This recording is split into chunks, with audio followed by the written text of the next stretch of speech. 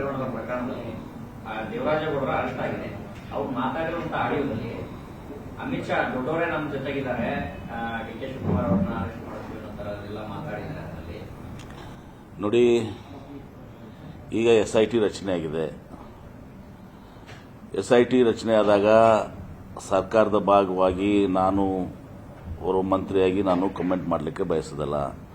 ಇದೆಲ್ಲವೂ ಕೂಡ SIT ಮುಂದೆ ವಿಚಾರಣೆಗೆ ಒಳಪಡ್ತದೆ. ಯಾರೇ ಇರಲಿ, ಎಷ್ಟೇ ದೊಡ್ಡವರು ಇರಲಿ, ಏನೇ ಇರಲಿ, ಎಲ್ಲ ಆಯಾಮಗಳಲ್ಲಿ ಇವತ್ತು ತನಿಖೆ ಆಗ್ತದೆ. SIT ಮೇಲೆ ವಿಶ್ವಾಸ ಇಡಬೇಕಷ್ಟೇ. ಅವರು ತಮ್ಮ ಕೆಲಸವನ್ನು ಮಾಡ್ತಾರೆ, ಕಾನೂನು ತನ್ನ ಕ್ರಮ ಕೈಗೊಳ್ಳುತ್ತದೆ. ನಾನು ಅವರ ಮಾಜಿ ಗೃಹ ಸಚಿವನಾಗಿ ಈ ಹಂತದಲ್ಲಿ ಯಾವುದೇ ರೀತಿಯ ಹೇಳಿಕೆಯನ್ನು ನಾನು ಕೊಡಲಿಕ್ಕೆ ಬಯಸೋದಲ್ಲ.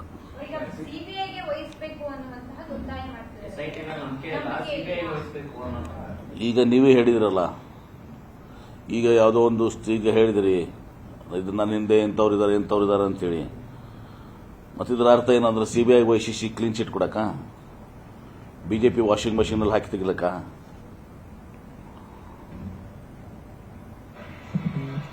ನಮ್ಮ ರಾಜ್ಯದ ಅಧಿಕಾರಿಗಳು ಕೆಪಬಲ್ ಇದ್ದಾರೆ. ಹಿಂದೆ CBI ಅಂದ್ರೆ ಇದೇ ಬಿಜೆಪಿಯವರು CBI ಬಗ್ಗೆ ಏನೆಲ್ಲ ಮಾತಾಡಿದ್ದಾರೆ ಅಂತ ಗೊತ್ತಿದೆ ನಮಗೆ.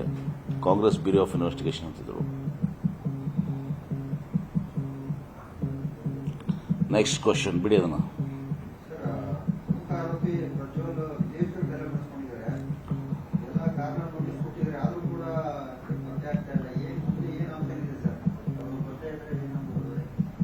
ಬಂದೇ ಬರ್ಬೇಕು.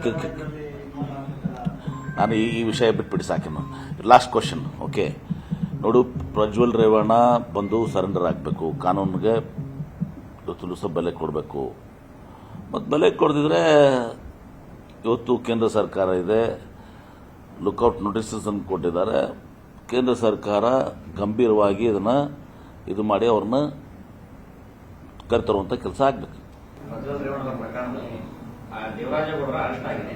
ಅವ್ರು ಮಾತಾಡಿರುವಂತಹ ಆಡಿಯೋದಲ್ಲಿ ಅಮಿತ್ ಶಾ ದೊಡ್ಡವರೇ ನಮ್ಮ ಜೊತೆಗಿದ್ದಾರೆ, ಡಿ ಕೆ ಶಿವಕುಮಾರ್ ಅವ್ರನ್ನ ಅರೆಸ್ಟ್ ಮಾಡ್ತೀವಿ ಅನ್ನೋ ತರ ಎಲ್ಲ ಮಾತಾಡಿದ್ದಾರೆ. ಅದರಲ್ಲಿ ನೋಡಿ, ಈಗ SIT ರಚನೆ ಆಗಿದೆ. SIT ರಚನೆ ಆದಾಗ ಸರ್ಕಾರದ ಭಾಗವಾಗಿ ನಾನು ಓರ್ವ ಮಂತ್ರಿಯಾಗಿ ನಾನು ಕಮೆಂಟ್ ಮಾಡಲಿಕ್ಕೆ ಬಯಸೋದಲ್ಲ.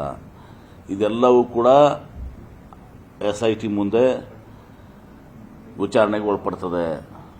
ಯಾರೇ ಇರಲಿ, ಎಷ್ಟೇ ದೊಡ್ಡವರು ಇರಲಿ, ಏನೇ ಇರಲಿ, ಎಲ್ಲ ಆಯಾಮಗಳಲ್ಲಿ ಇವತ್ತು ತನಿಖೆ ಆಗ್ತದೆ. SIT ಮೇಲೆ ವಿಶ್ವಾಸ ಇಡಬೇಕಷ್ಟೇ.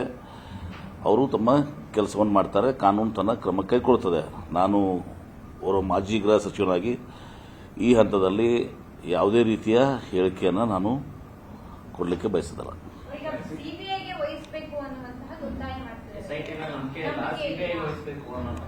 ಈಗ ನೀವೇ ಹೇಳಿದಿರಲ್ಲ, ಈಗ ಯಾವುದೋ ಒಂದು ಈಗ ಹೇಳಿದಿರಿ, ಇದು ನನ್ನ ಹಿಂದೆ ಎಂಥವ್ರಿದ್ದಾರೆ ಅಂತೇಳಿ. ಮತ್ತು ಇದರ ಅರ್ಥ ಏನಂದ್ರೆ CBI ವಹಿಸಿ ಕ್ಲೀನ್ ಚಿಟ್ ಕೊಡಕ, BJP ವಾಷಿಂಗ್ ಮಷೀನಲ್ಲಿ ಹಾಕಿ ತೆಗಿಲಕ್ಕ?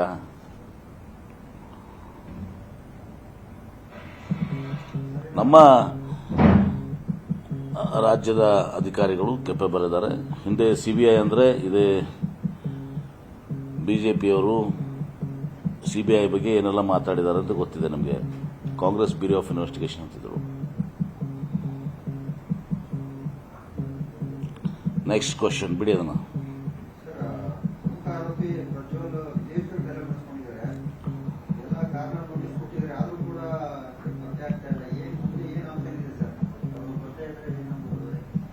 ಬಂದೇ ಬರ್ಬೇಕು. ನಾನು ಈ ವಿಷಯ ಬಿಟ್ಬಿಡಿ ಸಾಕಿನ್ನು. Last question. ಓಕೆ, ನೋಡು, ಪ್ರಜ್ವಲ್ ರೇವಣ್ಣ ಬಂದು ಸರೆಂಡರ್ ಆಗಬೇಕು, ಕಾನೂನಿಗೆ ತುಲುಸ ಬೆಲೆ ಕೊಡಬೇಕು. ಮತ್ತು ಬೆಲೆ ಕೊಡದಿದ್ರೆ ಇವತ್ತು ಕೇಂದ್ರ ಸರ್ಕಾರ ಇದೆ, ಲುಕ್ಔಟ್ ನೋಟಿಸಸ್ ಅನ್ನು ಕೊಟ್ಟಿದ್ದಾರೆ.